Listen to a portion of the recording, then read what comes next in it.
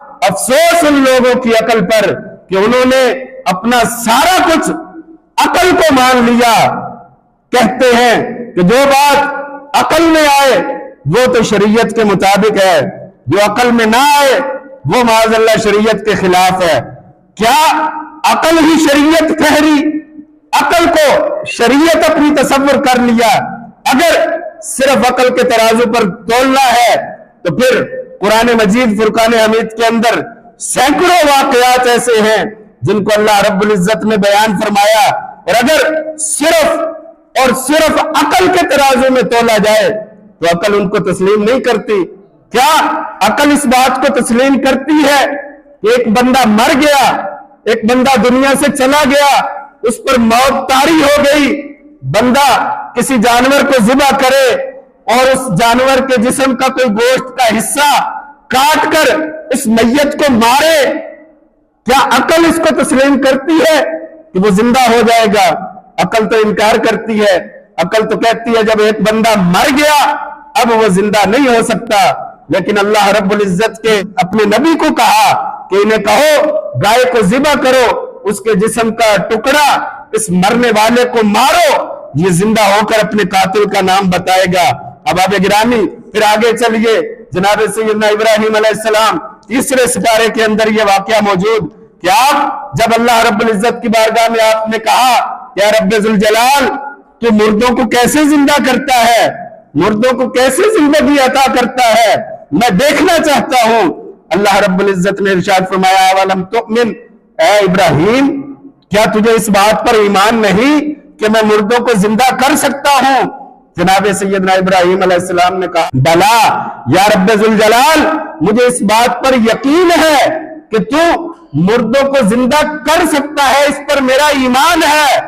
وَلَكِنْ لِيَطْمَئِنَّ قَلْبِي، میں اپنے دل کے اطمینان کے لیے، میں اپنے دل کی تسلی کے لیے اسے دیکھنا چاہتا ہوں. اللہ رب العزت نے فرمایا پھر جاؤ 4 پرندے لو، ان کو ذبح کرو، ان کا گوشت مختلف پہاڑوں پر ڈالو اور پھر انہیں آواز دو، وہ دوڑتے چلے آئیں گے.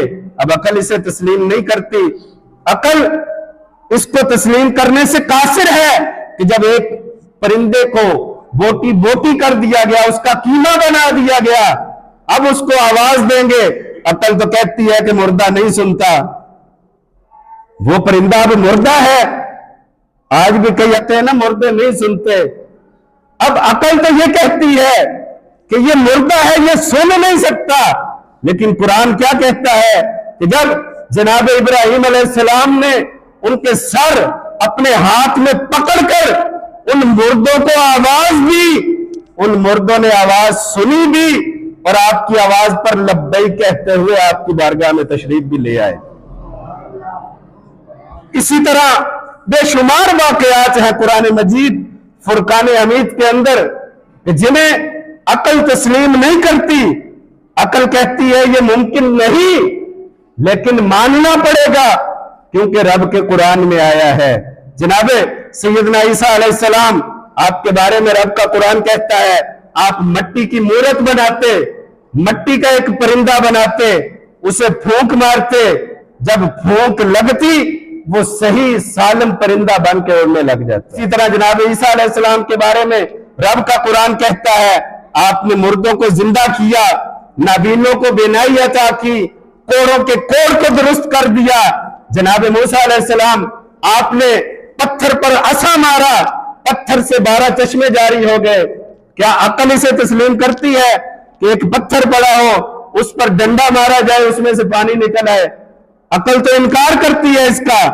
لیکن قرآن اس بات کو بیان کر رہا ہے. اور پھر اس کے بعد صرف انبیاء کرام علیہ السلام نہیں، انبیاء کرام کے بعد اولیاء کرام ان کی شانوں کو قرآن بیان کرتا ہے کہ کچھ اللہ کے ولی تھے جو 300 سال سے زائد عرصے تک ایک غار میں سوئے رہے، 300 سال کے بعد اٹھ گئے. عقل نہیں مانتی، عقل اس کو تسلیم نہیں کرتی کہ 300 سال تک سوئے رہے، 300 سال کے بعد اٹھے، ان کی جوانی بھی برقرار ہو، ان کی صحت بھی برقرار ہو، ہر چیز ان کی برقرار ہو. عقل نہیں مانتی. لیکن رب کا قرآن یہ بیان کرتا ہے کہ وہ اصحابِ کہف تھے 300 سال سے زائد عرصہ غار میں سوئے رہے، اللہ رب العزت نے انہیں یہ طاقت عطا کی کہ 300 سال کے بعد اٹھ کر وہ بیٹھ گئے۔ اسی طرح جناب سیدنا آصف بن برخیہ رضی اللہ تعالیٰ عنہ، جناب سلیمان علیہ السلام کے صحابی اور آپ کے دربار میں بیٹھنے والے اللہ کے ایک ولی، آپ ہزاروں میل کی دوری سے تخت لے کر آئے، عقل اس کو نہیں مانتی کہ پلک جھپکنے میں کوئی ایسا کر دکھائے، لیکن قرآن اس کو بیان کر رہا ہے کہ اللہ کے ولی نے ایسا کر کے دکھایا۔ احباب گرامی، اسی انداز سے بے شمار واقعات ہیں قرآن مجید فرقان حمید کے اندر کہ جنہیں عقل تسلیم کرنے سے قاصر ہے، لیکن ماننا پڑے گا کیونکہ رب کے قرآن نے بیان کیا ہے۔ احباب گرامی، اسی انداز سے حضور نبی رحمت صلی اللہ تعالی علیہ وآلہ وسلم کا یہ جو معراج مبارک پر جانا ہے، عقل مانے یا نہ مانے تسلیم کرنا پڑے گا کیونکہ رب کے قرآن نے اس کو بیان کیا ہے۔ رب کے قرآن نے اس کو کھول کر بیان کر دیا کہ سبحان الذی، پاک ہے وہ ذات، اسرا، جس نے سیر کروائی، بعبدہ، اپنے بندہ خاص کو، لیلاً، رات کے تھوڑے سے حصے میں، من المسجد الحرام، مسجد حرام سے، الی المسجد الاقصی، مسجد اقصی کی طرف، الذی بارکنا حولہ لنریہ من آیاتنا، وہ مسجد اقصی جس کے ارد گرد اللہ رب العزت فرماتا ہے ہم نے برکتیں رکھی ہیں، لنریہ من آیاتنا، اور یہ معراج کیوں کروائی گئی؟ تاکہ اپنے بندہ خاص کو اپنی نشانیاں دکھائی جائیں۔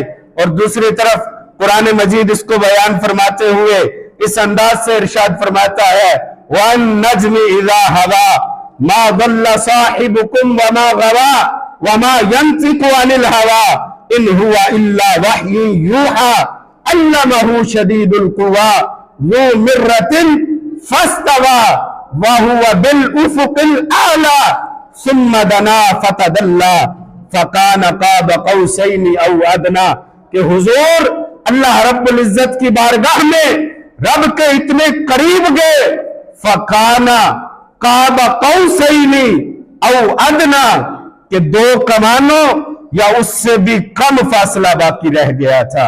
احباب گرامی، پھر اس قرب الہی میں جا کر حضور نبی رحمت صلی اللہ تعالی علیہ وسلم نے اللہ رب العزت کی بارگاہ میں یوں التجا پیش کی، التحیات للہ والصلوات والطیبات، کہ میری بدنی عبادات، مالی عبادات، ہر طرح کی عبادات للہ، اے رب ذوالجلال تیرے لیے ہیں، ہر طرح کی عبادات تیرے لیے ہیں۔ تو رب نے فرمایا السلام علیکہ ایہا النبی، اے نبی تجھ پر سلامتی ہو، اے نبی تجھ پر سلامتی ہو۔ تو حضور نے اس مقام پر قرب الہی میں اللہ رب العزت کی بارگاہ میں یہ التجا کی، التحیات للہ والصلوات والطیبات، السلام علیکہ ایہا النبی ورحمت اللہ وبرکاتہ، السلام علینا وعلی عباد اللہ الصالحین۔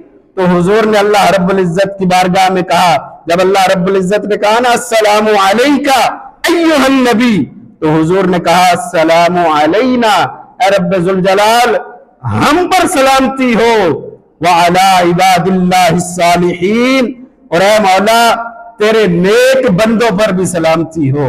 حضور نے وہاں بھی اپنی امت کو یاد رکھا، اور بعض روایات میں یہاں تک آتا ہے کہ حضور نے اللہ رب العزت کی بارگاہ میں التجا کی، یا الہ العالمین میری امت کا کیا بنے گا، میری امت گناہگار ہے، میری امت سیاکار ہے، میری امت کا کیا بنے گا؟ تو اللہ رب العزت نے ارشاد فرمایا اے محبوب تیری امت کو ہم تیرے حوالے کر دیں گے، جیسے تو کہے گا تیری امت کے ساتھ ویسا ہی برتاؤ کیا جائے گا۔ احباب گرامی، آج ضرورت اس امر کی ہے کہ ہم اپنے آپ کو دیکھیں، اپنے اعمال کو دیکھیں، اپنے افکار کو دیکھیں، جہاں بدعقیدگی ہمیں کھوکھلا کر رہی ہے، وہاں بدعملی بھی ہمیں دیمک کی طرح چاٹ رہی ہے۔ اللہ رب العزت کی بارگاہ میں یہ التجا کرتے رہیے کہ اللہ رب العزت بدعقیدگی سے بھی ہمیں محفوظ رکھے اور بدعملی سے بھی ہمیں محفوظ رکھے۔ اللہ رب العزت قرآن و حدیث کے مطابق عمل کر کے زندگی گزارنے کی توفیق عطا فرمائے۔ وآخر دعوایا ان الحمدللہ رب العالمین۔